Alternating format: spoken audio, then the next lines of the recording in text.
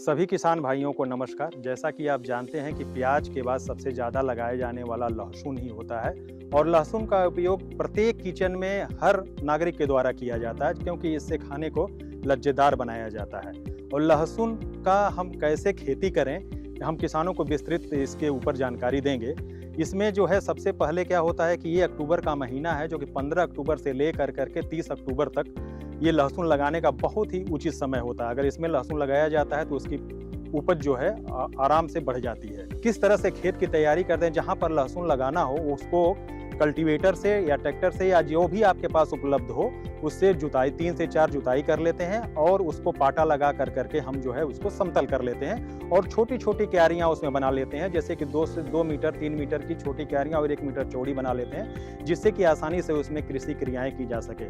और उसमें आप शुरू में ही जो है उसमें 20 से 25 टन गोबर की खाद मिला सकते हैं 1 हेक्टेयर में, या वर्मी कंपोस्ट 5 टन हो तो उसको भी मिला सकते हैं। इससे कि मृदा की उर्वरा शक्ति बढ़ती है। जब खेत की अंतिम जुताई कर रहे हैं तो उसमें जो है कुछ रासायनिक खाद भी मिलाते हैं, जिसमें कि 100, 50, 50 और 30। इसमें 100 kilogram nitrogen, 50 kilogram phosphorus, 50 kilogram potash और 30 किलोग्राम सल्फर को 1 हेक्टेयर खेत में मिलाते हैं। इसमें 50% नाइट्रोजन और पूरी मात्रा फास्फोरस और पोटास और सल्फर की खेत बनाते समय ही मिला देते हैं। और जो 50% नाइट्रोजन बचा होता है वो जब क्रॉप जो है 45 दिन की हो जाती है और 60 दिन की हो जाती है उस समय हम टॉप ड्रेसिंग के रूप में देते हैं। फिर इसके बाद जो है आप देखें जो कि प्रमाणित संस्था जैसे है NHRDF है, DOGR है, वहाँ से हम सीड जो कि लहसुन की कली होती है, लहसुन की गांठ होती है, उसको लेते हैं। उसमें प्रजाति जो होती है वो एग्री फाउंड व्हाइट है, यमुना सफ़ेद है, यमुना सफ़ेद 2 है, यमुना सफ़ेद 3 है,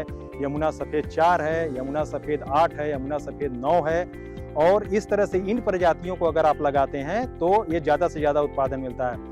पुणे में DOGR नाम की संस्था है, वहाँ से भीमा पर्पल है, भीमा ओमकार है, या राउरी कृषि विश्वविद्यालय ने भी फूले नाम से प्रजाति को डेवलप किया है, नीलिमा है। इस प्रजातियों को लेकर के आप अपने प्रक्षेत्र पे लगा करके ज़्यादा से ज़्यादा उत्पादन ले सकते हैं। और 15 अक्टूबर के बाद जो भी प्रजाति का आपने चुनाव किया है इसको कली को अलग कर लेते हैं और जो खेत आप तैयार किए हैं उसमें जो है 10 × 7.5 या 10 सेंटीमीटर पे एक एक कली को लगाते हुए जाते हैं, और लगाने के बाद उसको मिट्टी से ही ढक देते हैं और उसमें जो है फिर पानी दे देते हैं, जिसमें कि उसमें स्प्राउटिंग होना शुरू हो जाती है।